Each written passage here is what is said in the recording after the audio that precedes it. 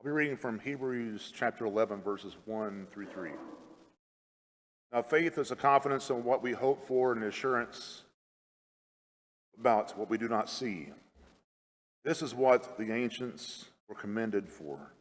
By faith, we understand that the universe was formed at God's command, so that what is seen was not made out of what was visible.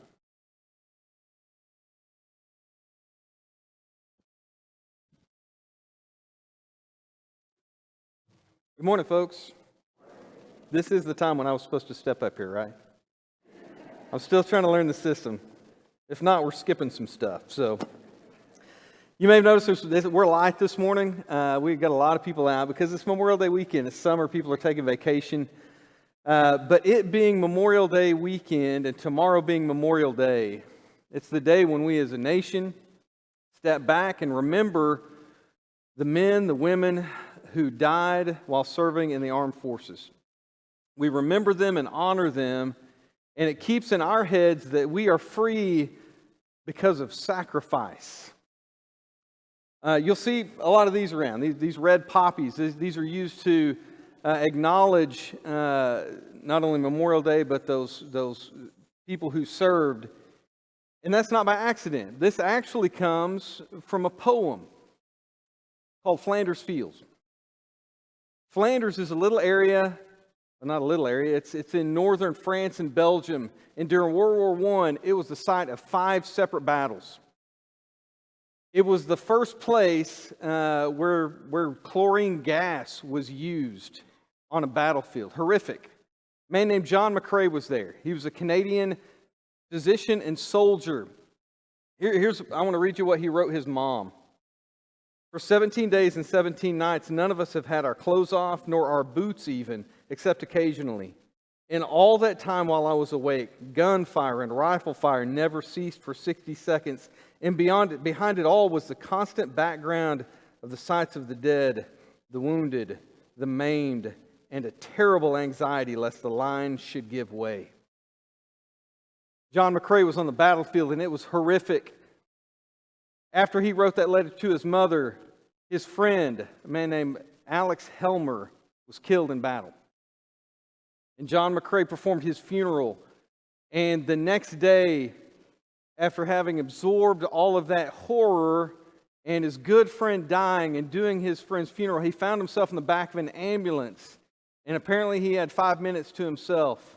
And he sat down with a piece of paper and he wrote a poem and then crumbled it up and threw it away. Some of his fellow soldiers found it, unwrinkled the thing and read it, and said, we've got to keep hold of this. And I want to read you the poem right now. In Flanders Fields, the poppies blow between the crosses, row on row, that mark our place. And in the sky, the larks still bravely singing fly, scarce heard amid the guns below. We are the dead. Short days ago, we lived, felt dawn, saw sunset glow, loved and were loved, and now we lie in Flanders Fields. Take up our quarrel with the foe. To you from failing hands we throw the torch. Be yours to hold it high. If ye break faith with us who die, we shall not sleep, though poppies grow in Flanders Fields. He is crying out, one soldier to future soldiers, look, we have fought the good fight. He's speaking for the dead. We finished this race, and now it's up to you. We stood against tyranny and terror, and now it's your turn. And that image from failing hands, we throw the torch, sticks with me. It makes me think of the Olympics, right? Where they're running and they're passing the torch off to the next, who's responsible to carry it and hold it high to the next and hand it off to the next. Christian, listen to me. The torch of faith has now been thrown to you. What are you going to do with it? For century after century, through trial and persecution and massive endurance and incredible self-sacrifice, the torch of faith has come over the years, and now it's in your hands. What are you going to do with it? What I want to do, I want to tell you guys a few of your family stories. Did you realize when you're reading the Bible, when you're reading about those people that lived in those times, stood up for God, you're reading your story. This is your family history, not of blood, but of faith. And over time, as you walk in faith, as they walked in faith, you're going to start resembling some of them. You're going to gain that family resemblance. So I want to tell you guys some family stories. First of all, I want to tell you about Noah. Noah lived during a time of wickedness that is unprecedented in human history. Here's the scripture here. The Lord saw how great the wickedness of the human race had become on the earth, and that every inclination of the thoughts of the human heart was only evil all the time. Can you imagine living during that? Those people were bent on evil. When they woke up in the morning, they were thinking about, how can I get over on somebody else? How can I take advantage of somebody else? How can I hurt somebody else? How can I put myself first at the expense of everyone else? It was a world full of brutality and lust and hatred and theft and rape and murder. And it was all of them, except one man. Noah was righteous and blameless in his generation. When the people he lived with were waking up and thinking about how they could hurt somebody, he was waking up thinking about how he could heal somebody. While they were indulging in greed, he was indulging in generosity. When they were spinning lies, he was speaking and living the truth. That's who he was. Can you imagine how hard that was for him to do? When everyone else is going this way, Noah stood up and said, no, I'm going this way. He went against a cultural flow that I don't think we can imagine. And I know it's tough. I know it's tough to live in our world, because all that stuff that I talked about earlier, that goes on in our world, just maybe not to the same degree. And I think the guys who face it the most are you guys. Our young guys have to face that maybe even more than us old people. I mean, we young guys have to face that more than these old people. Yeah, me and Gene, yeah. But can you imagine the character of that man who stood up and walked with God when no one else would? He would not conform. His eyes were focused on God. He walked with God. He found favor with God. And when God's wrath rained down upon humanity in its wickedness, God saved Noah from that wicked generation. And the line of men continued on to this day. Listen, Noah's faithfulness resulted in the salvation of many. And so will yours. So will yours. So, my question to you is, will you conform to the world around you, or will you be like Noah? The torch is in your hands. What are you going to do with it? Abraham carried the torch of faith. Here's what happened with him. The Lord God said to Abram, go from your country, your people, and your father's household to the land I will show you. So Abram went as the Lord had told him. Listen, I've looked at Abraham's life a lot, and this man is one of the most influential people on the planet to this day. 3 of the major world religions look back to Abraham and kind of say, yeah, it started with him. People this day look back at Abraham and say, he was our forefather. Incredibly influential. And I've tried to look at his life and see what was so special about him, because he wasn't perfect. If you read Genesis 12 through 25 and look at the tale of Abraham's life, you'll see that a lot of times he reacted out of fear. He even went to cowardice. At other times he was incredibly courageous, but sometimes he would lie to try to get away with something. He wasn't perfect. He was like us. He was kind of a mixed bag. But I'll tell you why he was special. When God said go, he went. It's really that simple. God said, uproot your life. Pull it up by its roots. Leave behind where you grew up. Leave behind the people you know. Leave behind the language you spoke. Leave behind the food you love. Leave behind all comfort and go to a distant place. He was a stranger in a strange land. I can kind of relate to that a little bit. When I lived in South America, they didn't eat the food that gave me comfort. I didn't get to speak my language. There were days I would have paid $100 just to have a conversation in English with anybody. Couldn't find it. You know, I couldn't be around my parents, couldn't be around my friends. And listen, this is maybe the worst. There was no Dr. Pepper in Lima, Peru. Could not find it. I had to import it. Like my brother came down and I was like, dude, you get 2 pieces of luggage. In one, pack your clothes. In the other, fill it with nothing but Dr. Pepper. Just bring it down. Abraham went into a place of uncomfortableness.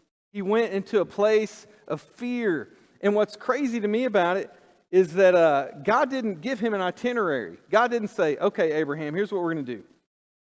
I'm going to take you from your father's household, and I'm going to take you to this one city, and you're going to live close to it for about 2 years, and then you're going to move on, and there's an oasis I want you to live at for 6 years, and here's everything that's going to happen. That's not how it worked. God took him and his family and his camels and his servants and just said, okay, go. And just sent him out there. And Abraham didn't know where he'd be the next day. For all he knew, he would wake up the next morning and God would say, pack it up and let's go to the next spot. And he went to place to place to place every day, absolutely trusting God for direction and provision.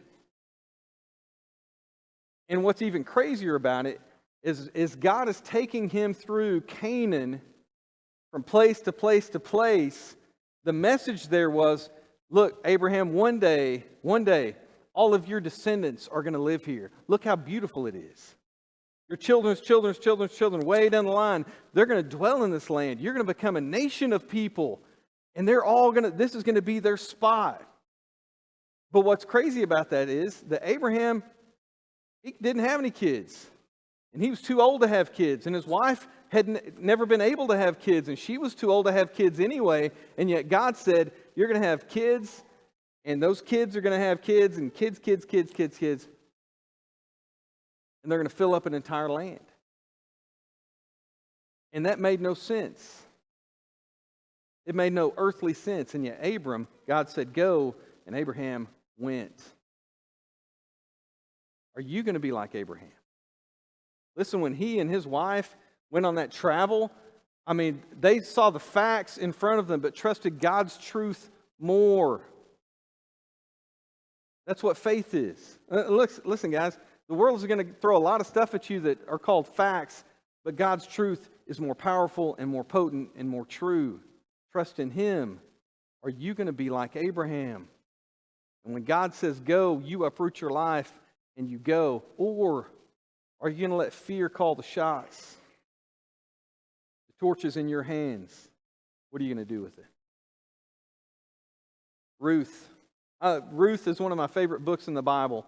I love it because this woman is incredible. Let me turn over here. Ruth wasn't one of the chosen people. She wasn't Abraham's descendant. She wasn't born into covenant with God. She married in. Her husband was. He was traveling in her land with his mom and his brother, and she married him, and then he died. And his brother died. And his mom was a widow. Naomi was her name. And Naomi decided to go back to her home. She wanted to go back to Bethlehem. And her daughters-in-law loved her so much they wanted to go with her. They clung to her. They were willing to make that journey. She told them, no, go home. Find other husbands. Live your life. And her sister-in-law went, but Ruth would not do it. Here's what she said. But Ruth said, do not urge me to leave you or return from following you. For where you go, I will go, and where you lodge, I will lodge. Your people shall be my people, and your God, my God. Where you die, I will die, and there will I be buried. May the Lord do so to me and more also, if anything but death parts me from you. Man, that language grabs hold of me. Nothing but death is going to part me from you, Naomi. I love you. You're like a mother to me, is what Ruth was saying. And listen, Naomi was not going back into a good situation. Every man who should have been looking out for her, protecting her, providing for her was dead. Her husband had died. Then it was her son's job. Both her sons died. She was in poverty. She was returning to poverty, but she wanted to go home. And Ruth could not stand to see her do that alone. After grief piled upon grief, Ruth would not let her stand alone. She went with her. She went with her back to a strange place, kind of like Abraham. She went to a place where they spoke a different language, ate different food. Wasn't her place, but if Naomi needed her, she was going to be there. She went to work. God guided her toward a man named Boaz, who eventually married her. And eventually she had a great-grandchild who became king of Israel. His name was David. You may have heard of him. David, king of Israel, prophet, poet, warrior, king, who became so famous and so important that to the Israelites, when they thought of who the Messiah was going to be like, they thought of David. And he came about because one woman, out of the kindness of her heart, would not let another widow go it alone. The torch is in your hands. Will you be like Ruth? Finally, we have Esther. Esther was a woman, just a young Jewish woman in a distant land herself. This is during the time of the dispersion when all the Jews, Israel had been invaded, Judah was wiped out, and all the people were scattered. She found herself in the Medo-Persian Empire. The king of that kingdom had a problem. His wife, he got tired of her, got rid of her. His counselor said, let us search the whole kingdom and we'll gather up all the beautiful women and you just pick one and marry them. Ended up it was Esther. She finds herself in a palace. She was an orphan who found herself in the palace of the king and was queen of the nation. Now while that's going on, there's a man named Haman who got mad at the Jewish people. Actually, he got mad at one Jewish man and decided out of vengeance to wipe out all the Jewish people. And he schemed a scheme and concocted a plan and basically tricked the king into signing a decree that if something happened, whoever disobeyed it would be destroyed. And it was the Jewish people. It was all set up to destroy the Jews. Esther was the queen. The king didn't even know she was Jewish. And Mordecai, her relative who had raised her, tells her something. Listen to this. He sees this dangerous event on the horizon about to happen. He says, and he wants Esther to do something about it. He says, if you remain silent at this time, relief and deliverance for the Jews will arise from another place, but you and your father's family will perish. And who knows but that you have come to your royal position for such a time as this. Mordecai looks at the situation and he sees that Esther is in the one spot to help. Here's the problem. She would have to go to the king to help, and he was in in a room or the court where he had decreed, if anybody disturbs me, death. If anybody bothers me, death. She was scared. She asked all the people, she said, tell everybody to pray and fast for me, and I'll pray and fast, and my maidens will pray and fast, and then I'll do it. She stepped into that courtroom, and the king accepted her presence. She put her life on the line to save others, and it worked. Even though she was just a young girl, even though she was scared, God used her to save many people because she stepped out in faith.